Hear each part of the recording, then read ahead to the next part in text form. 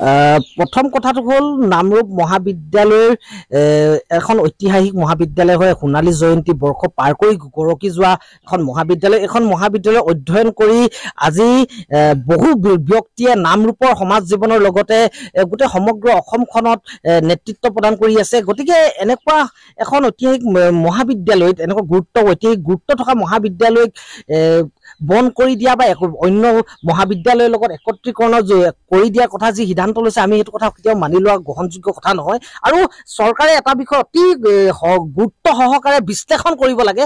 প্ৰথমতে মহাবিদ্যালয়সমূহ একত্ৰীকৰণ কৰাৰ আগত সেই অঞ্চলৰ ৰাইজৰ লগত মতামত গ্ৰহণ কৰিব লাগে। এই মহাবিদ্যালয়খনৰ ঐতিহাসিক গুৰুত্বৰ কথা অধ্যয়ন কৰিব লাগে।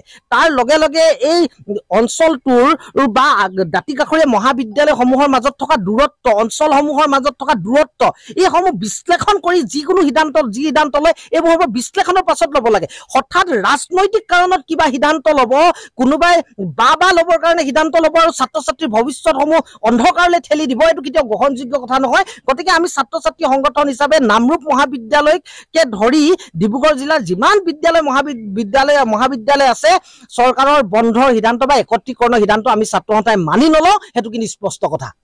অসম চৰকাৰে শিক্ষা বিভাগে যোৱা 24 তাৰিখে আমাৰ 79 কলেজৰ পৰিচালনা সমিতিৰ সভাপতি আৰু অধ্যক্ষসকলক মাতি লৈ গ'ল। আৰু তাত আমাৰ মাজত এটা খুব ধুনীয়া এটা পৰিৱেশত এটা আলোচনা অনুষ্ঠিত হ'ল।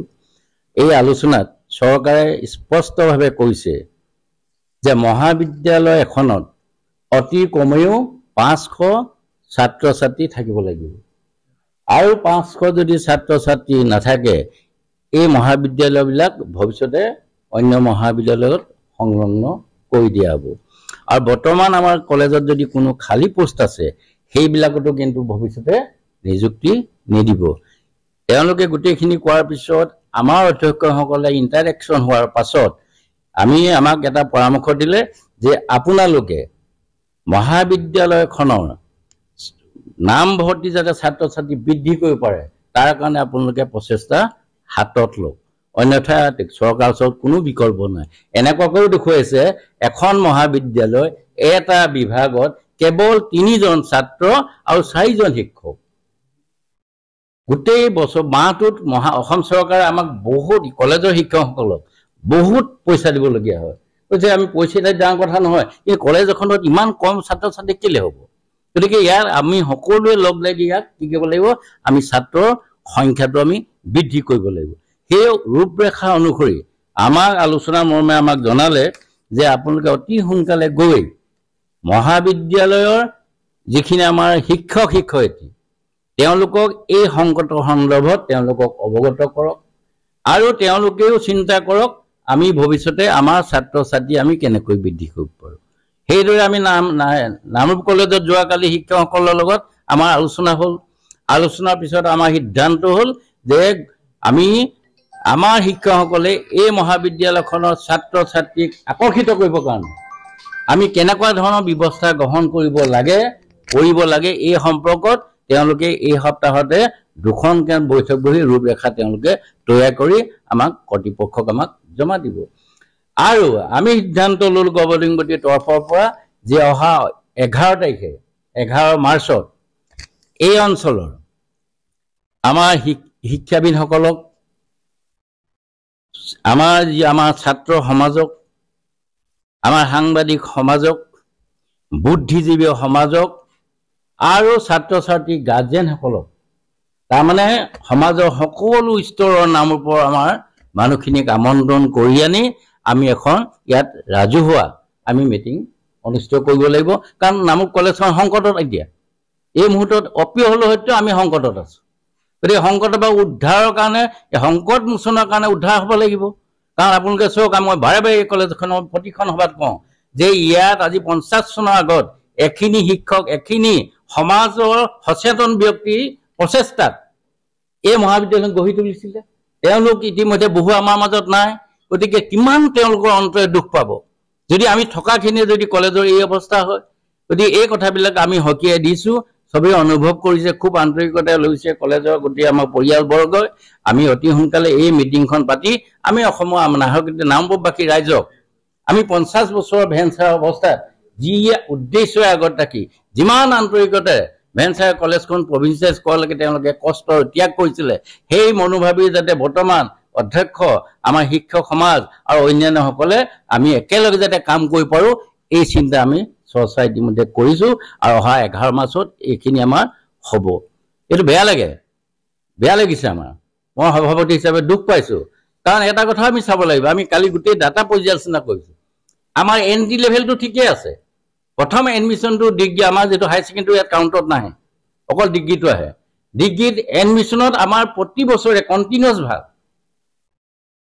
প্ৰথম ফাৰ্ষ্ট ছেমত আমাৰ 200 ওপৰত থাকে, ছেকেণ্ড ছেমত থাকে, থাৰ্ড ছেমত, ফৰ্থ ছেমত, এনেকৈ গোটেই ছেমবিলাকত আমাৰ যোগ কৰিব লাগে। কিন্তু আমি দেখিছোঁ ND লেভেলটো আমাৰ ভাল। প্ৰথম বছৰত বোলে কিমান গ'ল? 50 জন গ'ল। তাৰমানে কি? ড্ৰপ আউট তেওঁলোকে কলেজেৰে। তাৰ পিছৰ বছৰত আৰু এইখিনিৰে, তাৰ পিছত আৰু এইখিনিৰে, গৈ আমাৰ সংখ্যাটো ND লেভেলৰ সংখ্যাটো নাথাকে। আমি কালি এইটো পৰ্যালোচনা কৰিছোঁ যে কিয় আমাৰ ড্ৰপ আউট হৈছে। ড্ৰপ হৈ থকা 1 নম্বৰ কাৰণটো হ'ল আমাৰ কিছুমান ল'ৰা ছোৱালী ইয়াত এডমিশ্যন লোৱাৰ পাছত কিছুমানে ITIত ছিট পায়, কিছুমানে পলিটেকনিকত ছিট পায়, কিছুমানৰ নাৰ্ছ প্ৰশিক্ষণৰ কাৰণে ছিট পায়, কিছুমানে অন্য ঠাইত উচ্চ শিক্ষাৰ কাৰণে তেওঁলোকে বেছি সুবিধা পায়। এই কাৰণত আমাৰ কলেজৰ পৰা বহু ছাত্ৰ ছাত্ৰী মানে এবছৰ, 2 বছৰ, 3 বছৰ পিছত তেওঁলোকে লাহে লাহে গুচি যায়। অন্য হাতীত আমি এটা লক্ষ্য কৰিছোঁ যে ইয়াত আমাৰ কি হৈছে, পঢ়ি থকাৰ মাজতে এইখিনি বিয়া হৈ গুচি যায়। সেইটো এটা আমি বহুত ডাটা গৈ পাইছোঁ। ঠিক তেনেকৈ আমাৰ এই অঞ্চলৰ যথেষ্ট মানুহ দৰিদ্ৰ মানুহ, বহুতো কাৰণে হয়তো 2 বছৰ, 3 বছৰ পিছত তেওঁলোকে এই শিক্ষা ব্যৱস্থাটো কলেজলৈ কণ্টিনিউ কৰিবলৈ তেওঁলোকৰ অৰ্থনৈতিকভাৱে তেওঁলোকে অসুবিধাৰ সন্মুখীন হয়। এনেকুৱা ধৰণৰ এইকেইটাই নহয়, এনেকুৱা ধৰণৰ বিভিন্ন কাৰণত যদিও আৰম্ভণিতে আমাৰ কলেজখনত বহুত ল'ৰা ছোৱালী থাকে আৰু শেষ পৰ্যায়ত গৈ আমাৰ কমি যোৱাৰ কাৰণে আমাৰ আজি কি হৈছে, মুঠতে আমাৰ এতিয়া বৰ্তমান কলেজখনত 500 ছাত্ৰ ছাত্ৰীতকৈ তলত আছে। ক'ব লাগিব যে এখন মহাবিদ্যালয় যেতিয়া বহু মানুহৰ তাত শ্ৰম থাকে, অৱদান থাকে, তেওঁলোকৰ সেই অৱদানৰ ভিত্তিত এখন মহাবিদ্যালয় গঠিত হৈছে। এইটো কাৰণে হৈছে যে ইয়াত শিক্ষা অনুষ্ঠানে ইয়াৰ ছাত্ৰ ছাত্ৰীসকলৰ ভৱিষ্যত সুৰক্ষিত হোৱা। যিটো সময়ত চৰকাৰে ছাত্ৰ ছাত্ৰী শিক্ষা অধিকাৰৰ কথা কৈ আছে, সেই সময়ত তেওঁলোকে এখন মহাবিদ্যালয় বন্ধ কৰি দিয়া বা অন্য মহাবিদ্যালয়ত চামিল কৰা কথাটো কেতিয়াও গ্ৰহণযোগ্য হ'ব নোৱাৰে। এইকাৰণে হ'ব নোৱাৰে কাৰণ মহাবিদ্যালয় এখন অন্য এখন মহাবিদ্যালয়ৰ লগত যদি চাবলৈ যাওঁ দূৰত্ব প্ৰায় 30-35 কিলোমিটাৰ ভিত্তিত থাকে। গতিকে আমি আমাৰ এই উচ্চ শিক্ষা অনুষ্ঠান একমাত্ৰ নাওপৰ আৰু নাওপৰ জনসংখ্যা আন্তঃগাঁথনি সকলো দিশ তেওঁলোকে চাব লাগিব। তেওঁলোকে এটা সংখ্যাৰ ওপৰত ভিত্তি কৰি যদি মহাবিদ্যালয় ছাত্ৰ ছাত্ৰীৰ সংখ্যাৰ ওপৰত ভিত্তি কৰি মহাবিদ্যালয় বন্ধ কৰিব বা বেলেগ মহাবিদ্যালয় চামিল কৰিব লৈছে, এইটো একদম বিৰোধী কৰিছোঁ। এইকাৰণে কৈছোঁ যে নাও এখন ক'বই লাগিব যে উদ্যোগিক নগৰী, আৰু এই উদ্যোগখনক ধ্বংস কৰা মূলতে কেন্দ্ৰীয় চৰকাৰৰ উদ্যোগ বিৰোধী নীতিয়ে বৰ্তমান যি ব্ৰহ্মপুত্ৰ ভেলী আছে, সেই ভেলীৰ অৱস্থা এটা সময়ত 3000 কৰ্মচাৰী য'ত আছিল, আজি প্ৰায় 500 স্থায়ী কৰ্মচাৰীয়ে নিযুক্তি লাভ কৰি থকা এই ইণ্ডাষ্ট্ৰীৰ পৰা আমি কিমান সংখ্যক ছাত্ৰ ছাত্ৰী পাম? ইয়াৰ আশে পাশে বাগানৰ ল'ৰা ছোৱালীক লৈ এই মহাবিদ্যালয়খনে আমি শিক্ষাদানৰ যোগেদি এক শিক্ষা আলোড়ন সৃষ্টি কৰাৰ সক্ষম হৈছিল। বৰ্তমান আমি দেখিব পাইছোঁ যে ডিব্ৰুগড় বিশ্ববিদ্যালয়ৰ ভিতৰত এই মহাবিদ্যালয়ৰ ছাত্ৰ ছাত্ৰী সুনামৰে জিলিকি উঠিছে। তেনে চৰকাৰে এনে হতকাৰী সিদ্ধান্তক আমি কেতিয়াও মানি নলওঁ। আমাক 24 তাৰিখে চৰকাৰে এখন চিঠি দি মাতিছিল, যিবোৰ মহাবিদ্যালয়ৰ 500ৰ তলত স্নাতক শ্ৰেণীৰ ছাত্ৰ ছাত্ৰী আছে, তেওঁলোকে এখন লিষ্ট তৈয়াৰ কৰিছিল। তাত পৰিচালনা সমিতিৰ সভাপতি আৰু অধ্যক্ষজনক আমন্ত্ৰণ কৰিছিল। আমি গুৱাহাটী দিছপুৰৰ হিতেশ্বৰ শইকীয়া মহাবিদ্যালয়ৰ প্ৰেক্ষাগৃহত বহি সেইদিনাখন আলোচনা কৰিলোঁ।